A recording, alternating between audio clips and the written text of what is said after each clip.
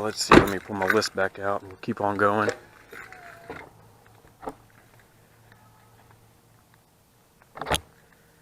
Alright, so we did the blinker relay, mentioned the fleece saw, lights on module, the jumper diode, and there is a YouTube video on that. If you really want it, I can send it to you. Just ask me in the comments or you can look it up. The cab lights that were up there are the Go Recon cab lights. And I have the amp power steps. I didn't know if y'all saw that. And man, they're nice. They have the LED lights that shine down on the steps, and with this other light from the door, makes it real bright. Getting in and out, you can see everything. And this distance is, I don't know. So here's my Galaxy S21 on the ground, and then maybe not even, you know, my hand extended. So they come down that far, and this is stock height with I think these are 265. Where is it? These are just, yeah, 265, 75, 16. So I mean, this is not high from the ground, not lifted. It's pretty stock. And so once I go with the lift, I'm going to put 33s on, and I'm doing a 4-inch Cognito lift. And so with the steps will probably be another 2 or 3 inches higher from the ground once I get everything on there and done. So, you know, that'll be pretty nice, pretty good. Won't be too high, especially for the wife getting a baby in and out. So, and whenever I bought the truck, it had the old man steps. I had to take those off. Didn't like them, never did. They were a round step to step on where it should be flat is not a good idea to me. Like I said, I'm doing a lift kit. It's going to be the Cognito non-torsion bar drop 4 to 6 inch lift. I'm going to set it at the lowest setting with the torsion keys, because I just want to do the 4-inch, which I was told it kind of just makes it like a leveling kit. And they send 2-inch blocks for the rear in that kit.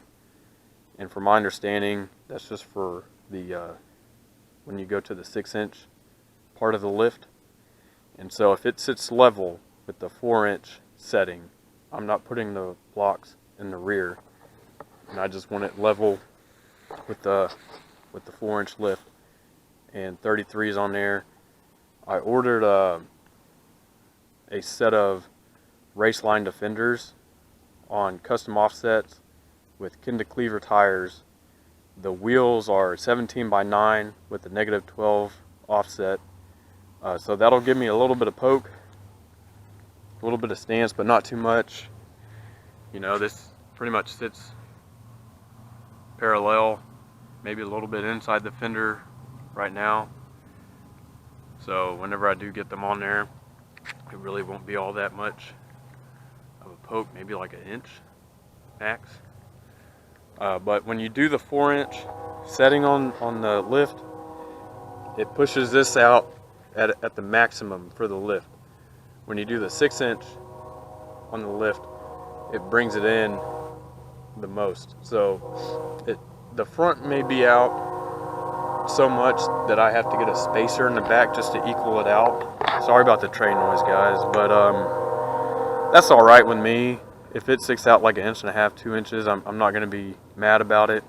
But so I did the 17x9 -12 for the wheels, and then for the tires I did the Kinda Cleavers that are 33x12.5, and I ordered those October 11th 2021. Today is February 26th 2022, and I still haven't gotten them.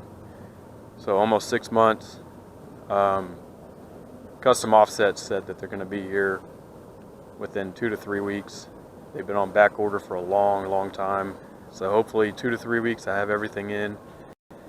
And once those come in, and I get the chance to take off from work, I'm going to take off 3 days, install the lift, do a full fluid change on the truck, you know, maintenance and everything, and then go get an alignment. And I'm going to spend a whole day doing a paint correction on the truck, wash it, detail it, buff it, do cutting pads, everything. I already have all the equipment and everything to do it. Just need to spend the time. I have done the hood just a little bit because when I bought it, I had these spots on the hood and some scratches. I know I'm not going to buff the scratches out, but this spot got a little bit better whenever I did buff it. I don't know what happened. I think this was a old man's farm truck, ranch truck. He hauled a horse trailer with it, and so I think he did something with it one day, but it did get better. So I think if I did it one more time, spend a little bit more time on the hood, I could get that spot out. And then these aren't from rain. This is actually, you know, like this spot is actually in the clear coat, maybe the paint. I don't know. If I can get those off too, that'd be great. But the rest of the truck is pretty nice on the paint. There's still some scratches, you know, and some dents that I want to get out, like these in the bed. Some on the other side too, but you know, not this bad. This is the worst of it. I do want to have these rhino lined. So whenever I get the money to do that, I'm going to do that. So I have a ceramic coat window tint. I did, oh man, I think I did 20 over factory in the back. And then I think I did, maybe it was 30 over factory in the front. And then I did a 70% on the front windshield, which I wish I would have went with like a 50%. Because it would have been just a little bit better. Also did an eyebrow up here. I think they said standard, that's like 5%. And the shop I went to did this weird swooping thing, right where they cut it, where it went at this angle. I wanted it to go straight across. I'm sorry it's so dark, guys. This is the first chance. I've been trying to shoot this video for about a month now, and weather's finally okay enough, and just figured I'd do this. But this eyebrow, I want to replace it. If it weren't for the window tint on the front windshield already, I would have already had it done. But I don't know. I still might do it. Just go with 50% on the windshield and get a straight piece across for the eyebrow. Looks kind of goofy to me, but whatever. At least the tint's done for now. I have these window visors in Texas. These are really nice. These are WeatherTechs. This is nice because I can crack my windows and not have to worry about rain and stuff coming in.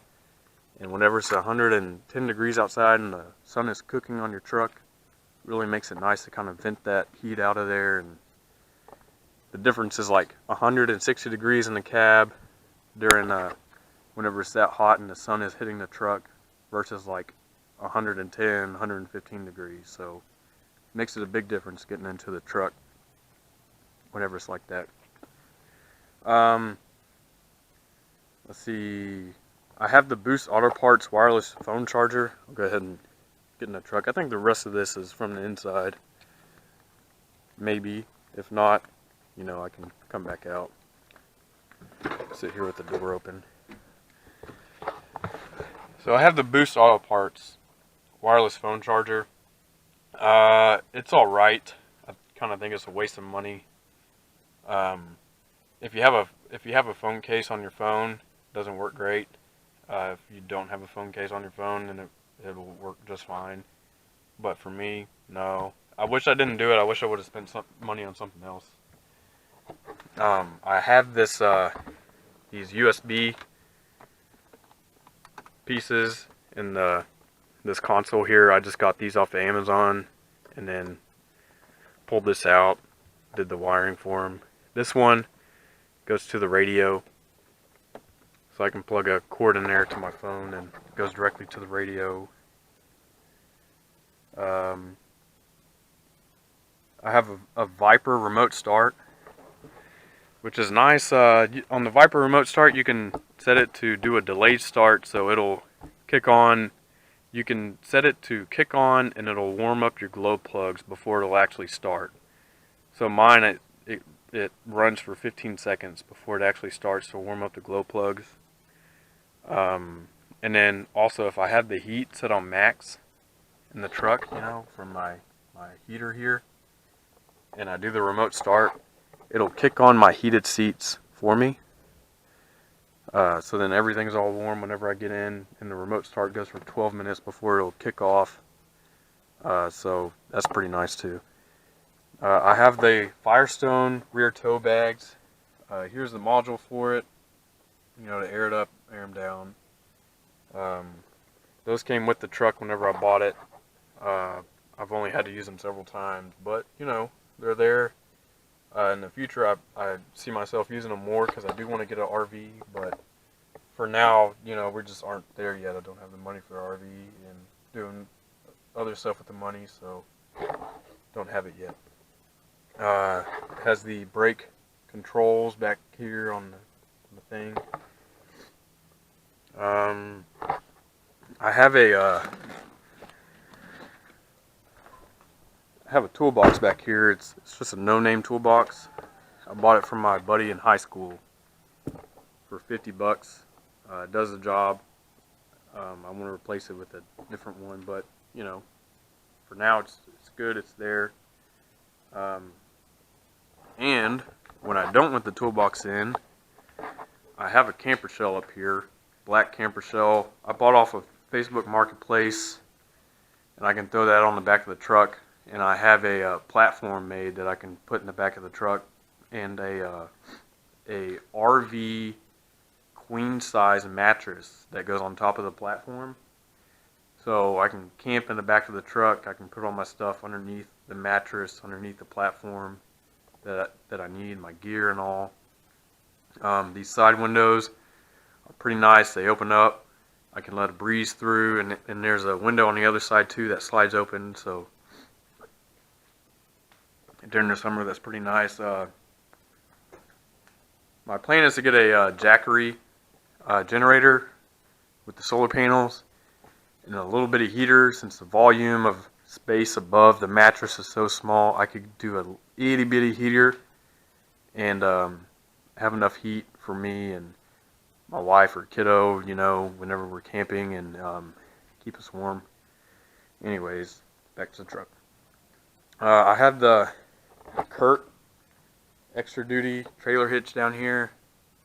I think the factory one is rated for like 9,000 pounds because they use the same ones that they use on the 1500s, which is terrible. So this one is rated for 16,000 pounds. And then to go with it, I got a Gen Y hitch receiver, also rated for 16,000 pounds. I have the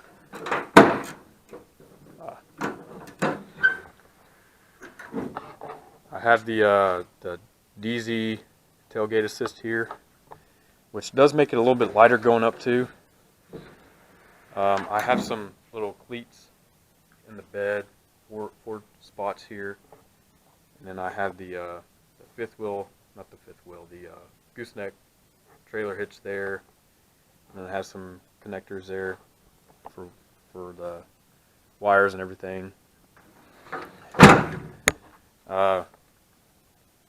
I don't know why a lot of people don't replace these whenever they fall out. They're so dang cheap. So with my head unit, I got the rear camera here, so I can see in the back.